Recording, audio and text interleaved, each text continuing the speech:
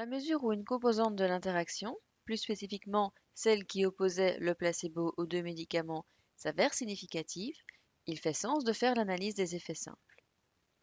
L'analyse des effets simples, c'est l'analyse d'un facteur séparément pour tous les niveaux de l'autre facteur. On pourrait vouloir tester l'effet de la médication séparément pour les sujets hyperactifs et pour les sujets qui ne sont pas hyperactifs. Cela impliquerait de comparer la moyenne de la variable W de I à 0, et ce, séparément pour tous les sujets hyperactifs et pour tous les sujets qui ne sont pas hyperactifs. Le problème avec cette stratégie est qu'on se retrouve à faire deux tests qui n'utiliseront pas le même terme d'erreur, puisque dans chaque groupe, le terme d'erreur sera calculé uniquement sur base des observations appartenant à ce groupe. Et comme le terme d'erreur ne sera pas le même pour les deux analyses, cela rendra la comparaison très difficile. C'est pourquoi cette stratégie n'est pas idéale. Il est possible, en passant par Excel, de faire une correction sur les analyses de sorte à utiliser le même terme d'erreur pour toutes les analyses différentes, ce qui permettrait de rendre les comparaisons équitables. Le problème, c'est que cette stratégie est très chronophage, c'est pourquoi on ne vous demandera pas de le faire. Nous allons donc envisager l'analyse des effets simples dans l'autre sens, en étudiant l'effet du groupe, c'est-à-dire la différence entre les hyperactifs et les non-hyperactifs, séparément pour chaque modalité du facteur médication. De manière générale, chaque fois que vous devrez analyser des effets simples dans une logique de plan mixte, on vous demandera d'analyser l'effet du facteur inter séparément pour chaque modalité du facteur intra. Dans la mesure où le facteur inter ne contient que deux modalités, on pourra faire successivement 3 tests T pour échantillons indépendants. Dans la première analyse, le temps de réaction dans la condition placebo constituera la variable dépendante. Dans la deuxième analyse, c'est le temps de réaction dans la condition médicament 1 qui constituera la variable dépendante.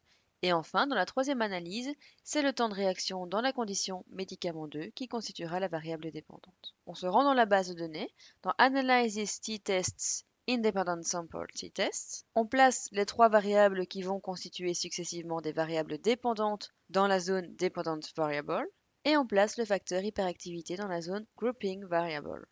Dans l'énoncé, on n'a pas suffisamment d'éléments pour déterminer à l'avance dans quel groupe on s'attend à ce que le temps de réaction soit le plus court.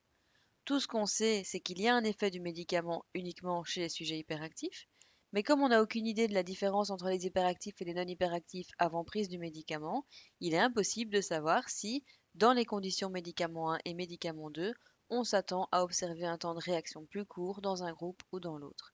Et pour cette raison, on va fixer des hypothèses de type bilatéral pour nos trois tests. Comme vous pouvez le noter, on observe d'effets significatifs du groupe dans aucune des conditions du facteur médication.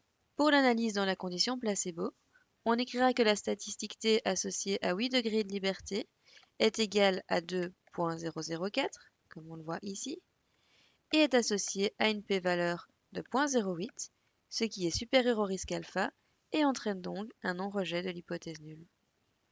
Dans la condition médicament 1, on écrira que la statistique T associée à 8 degrés de liberté est égale à 0,082 et est associée à une p-valeur de 0,937, ce qui est supérieur au risque alpha et amène donc également à conclure au non-rejet de l'hypothèse nulle.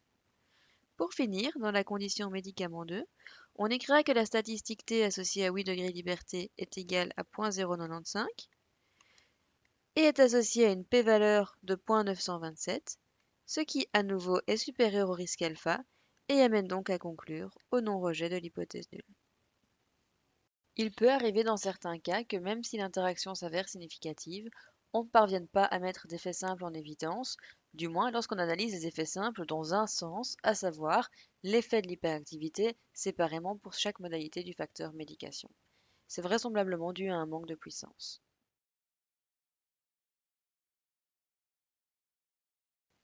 Nous avons déjà vu comment il était possible, via la console R de Jamovi, de calculer le coefficient de corrélation intraclasse. Dans la base de données, il faut commencer par déterminer quelles sont les colonnes qui contiennent les mesures répétées. Comme on peut le voir ici, ce sont les colonnes 3, 4 et 5 qui contiennent ces scores. Je vais me rendre dans la console R et je vais spécifier que l'objet qui m'intéresse, que je vais appeler Y, est la partie de la base de données qui se rapporte aux colonnes 3 à 5. Quelques petits rappels par rapport à cette ligne que je viens d'écrire. La combinaison des deux symboles ici veut dire égal dans le langage R. Et en introduisant data suivi de crochet, je vais spécifier vouloir m'intéresser seulement à une partie de la base de données. Je peux mettre deux informations séparées par une virgule entre crochets. Si j'introduis quelque chose à gauche de la virgule, ce sera pour spécifier que je ne veux sélectionner que certaines lignes de la base de données. Dans la mesure où je veux sélectionner toutes les lignes de la base de données, je n'ai pas besoin d'introduire quoi que ce soit à gauche de la virgule. Les informations que j'écris à droite de la virgule se rapportent aux colonnes que j'ai envie de sélectionner. Et en introduisant 3, 2.5, je spécifie vouloir sélectionner toutes les colonnes de la troisième jusqu'à la cinquième. C'est donc bien les colonnes 3, 4 et 5 que j'ai sélectionnées ici.